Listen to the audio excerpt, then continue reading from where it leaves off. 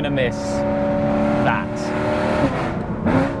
The downshifts are just addictive.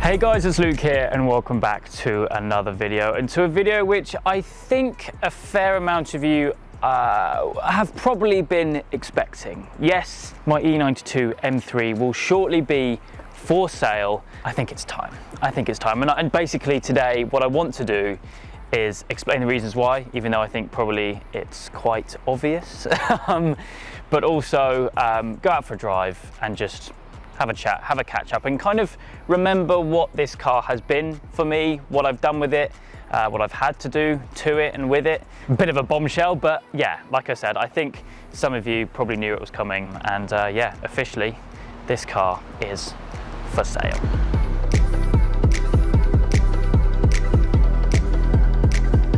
Now, as I'm sure as, well, a lot of you will know, this car for me has been very much so the daily, the runaround, the car which I've done the most miles in, I would say, in my ownership. I've done about 30,000 miles in the car. I mean, let's just get it up on here. 95,280 is where we're at the moment. Yeah, I bought the car, I think about 68,000 miles, so not quite 30,000 miles, but still a decent amount of miles has been done in the car. And yes, fairly famously, I suppose you could say, it has been definitely without some hiccups. Now, one I do want to address very briefly before we do go out for a spin on the road is actually relevant to the issue I've had most recently. Now, that video went up on the channel a little while ago, about a week ago now, and to be honest, I think a lot of people in the comments did misinterpret the issue and what it was. As you can see, the car runs absolutely fine. A lot of people in that video said it's your rod bearings or something awful like that, but it was in fact my air conditioning compressor down there.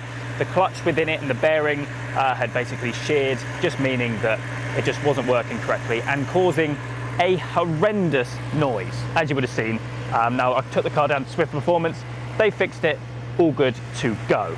But yes, I have had a fair amount of problems with this car. I suppose that's what you get buying a 2008 BMW with a silly big engine in it and doing a load of miles in it and using it every day. Let's hit the road.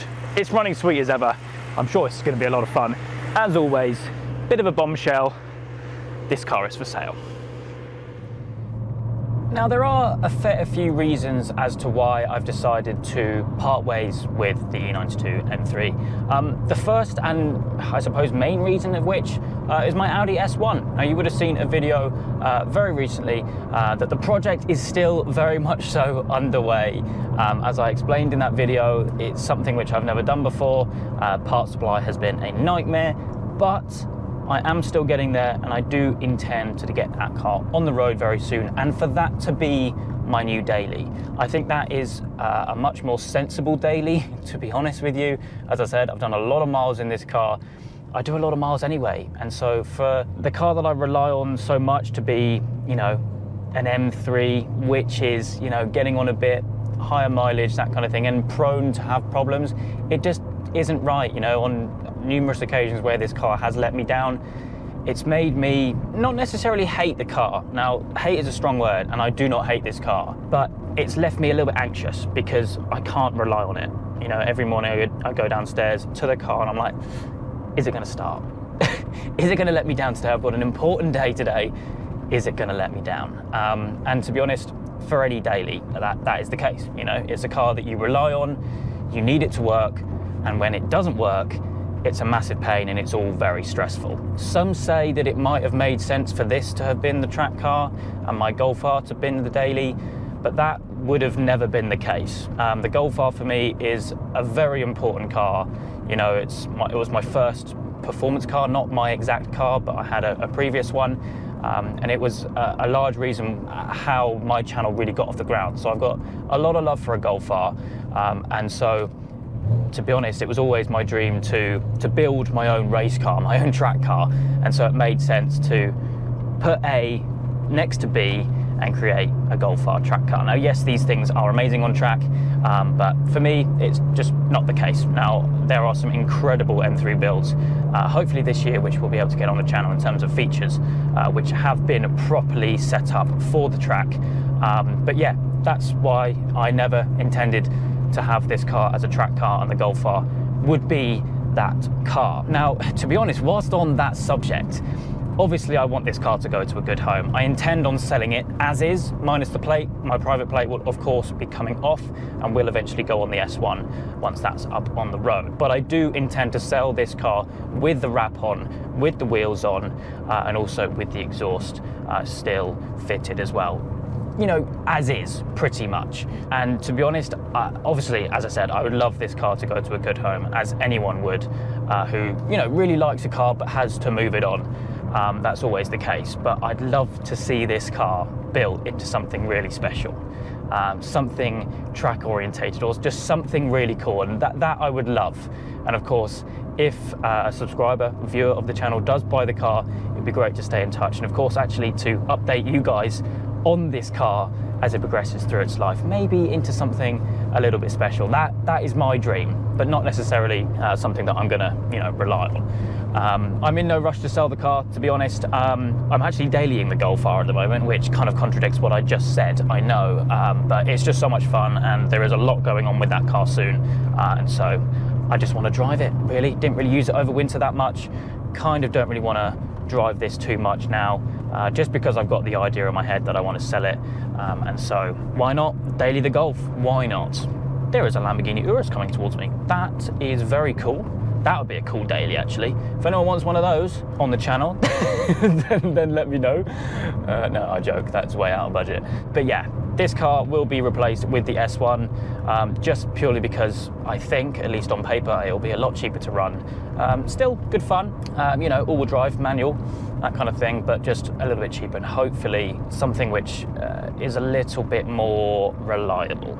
Now, another reason why I'm selling the car, and this I know will probably be quite an obvious point, it's just because of how much I've spent on the car. Modifications aside, I'm talking maintenance, running costs, tax, insurance, tyres, consumables, everything. I've spent a hell of a lot on this car. If you watched my running cost video, you will know the figure, and of course it has gone up since then for obvious reasons. I estimate that I have spent more keeping this car on the road than the price that I bought it for 2 years ago, something like that. I've spent more on running costs than the purchase price of the car. Yes, I know in every car there's always running costs, but because I think this car, well, religiously did about 4,000 miles a year before I bought it, it was then a bit of a shock for it to then do, you know, 10, 15,000 miles a year. And so, yeah, used every day, that kind of thing. So of course there was going to be some problems. Now, of course, I do invite anyone who is remotely interested in the car to get in touch. You can, of course, let me know on Instagram. So I'm sure a lot of you already know that I'm on Instagram. You can follow me, link down below for that. And you can also email me. I'll put my email down in the description below as well.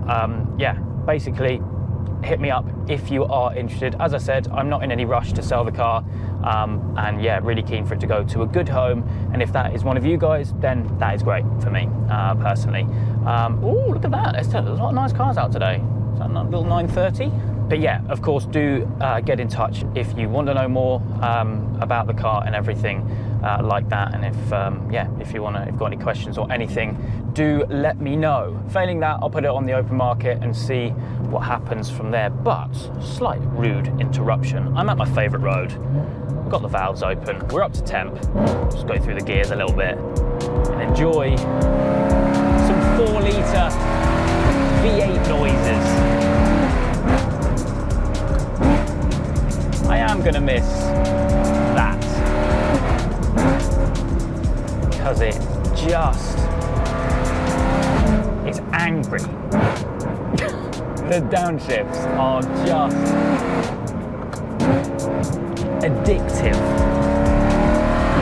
And look, even though this car has been a daily and it's kind of, you know, spent a lot of my ownership with the valves closed, just cruising to and from work, to and from shoots, that kind of thing, but I still have done some very cool things to it. Of course, we straight piped it, Mad DP at Overkill Performance, courtesy of that. It's a full headers back valve system, which sounds, you know, pretty bonkers. Need I say more? It's been to the Nürburgring. It got kicked off of that pretty promptly. It actually blew 133 decibels on the flyby, which is, yeah, pretty loud. But yeah, did a trip around Europe in it, which was great fun with some really close friends. But yeah, I've been to some really cool places in it and done some really cool things. Of course, it's been wrapped. We changed the look up pretty dramatically in recent months as well. I fitted the genuine M3 competition M3 359M wheels to the car. They look absolutely incredible, finished in silver, wrapped in Pilot Sport 4S tyres all round as well. And yeah, going back to the wrap as well. It's a full exterior, shuts and returns included wrap, done by Monster Wraps. And that is, of course, the Innovatec Midnight Green. I did have some plans for the interior, mainly in the form of some tan pole positions, which would have looked really nice with the wrap. That was the whole theme, but yeah, I did a video on that. Got messed around pretty badly on that. So, but yeah, I've done some really cool things with it, and met some really cool people thanks to this car as well. Worked with some great companies with the project, and yeah, all round it has been a really good car, despite the hiccups, which I know a lot of people will probably focus on in terms of the reason why I'm selling it. Which, yes, it's a part of it, but it's not the reason. This car would never be a forever car for me. The Golf R is. I will never get rid of that car. But this was always a car which I just wanted to own, wanted to experience, and something which I just wanted to tick off. And that I feel like I've done now. You know, 30,000 miles in an E92 M3 in just under 2 years is pretty good going, I think. It has been a roller coaster, but it has been a brilliant one. But yeah, that is that. The E92 M3 is not officially for sale, but practically for sale. I don't know how else I should word it. Yeah, and soon we'll be departing from the channel, I expect. But yes, as I said, let me know if you are remotely interested in the car, want any questions, of course, do contact me on my email or also my Instagram as well. I'll get back to you on that and we can discuss if necessary. Suppose, at least for now, farewell M3. I will do another video once it is sold and once it officially departs, but yeah, I am going to miss it. I am going to miss it, and I would love to still stay connected with the car in years to come as well. Good memories, and it's a big reason why I do these videos actually, because the cars I sell, I can look back at all the amazing memories and videos that I've done with them, much like, you know, my original A1, my GT86, my original Golf R, etc, etc. Really good thing to be able to look back on. But yeah, I'm rambling on a little bit, I appreciate it, and I know that I've done a lot of talking in this video, but we are going to wrap it up here. I hope you guys have enjoyed. If you have, please do make sure you leave a like and make sure to subscribe for all the adventures still to come.